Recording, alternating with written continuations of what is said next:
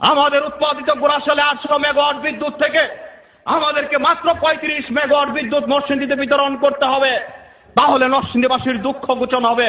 আমার শ্রমিক ভাইরা, সপ্তাহে যে শ্রমিক ভাইরা 1,500 টাকা পেত, তার আর কোনো দুঃখ থাকবে না। সে তার সন্তান নিয়ে, তার স্ত্রী, তার বৃদ্ধ মা, তার বৃদ্ধ পিতাকে নিয়ে সে সুখে শান্তিতে তার দুবেলা খেতে পারবে। তার সংসারে কোনো অভাব অনটন থাকবে না। আমার শিল্প প্রতিষ্ঠান গড়ে তুলেছেন, যে শিল্পপতি তিলে তিলে গড়ে তুলেছেন, আমার সেই শিল্পপতি ভাই, তার মনে কোনো দুঃখ থাকবে না। সে শ্রমিককে 2 টাকা বাড়িয়ে বেতন দিতে পারবে, তার কর্মচারীকে 2 টাকা বেশি বেতন দিতে পারবে। এই নরসিংদীতে সুখ শান্তি প্রতিষ্ঠিত হবে।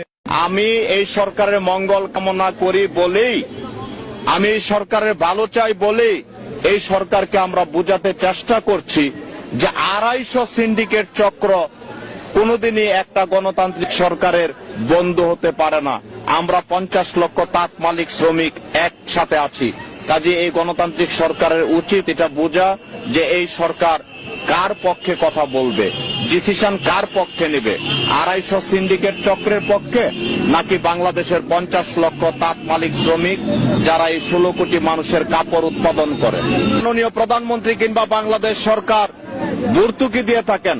আমরা বাংলাদেশের 50 লক্ষ তাঁতি, আমরা এই সরকারের কাছে 1 টাকাও ভর্তুকি চাই না।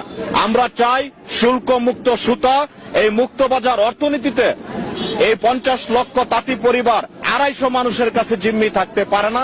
পৃথিবীর কোন সভ্য দেশে 250 মানুষের কাছে একটা রাষ্ট্র জিম্মি থাকে না। কাজেই এই জিম্মি দশা থেকে আমরা মুক্তি চাই এবং শুল্ক মুক্ত সুতা চাই।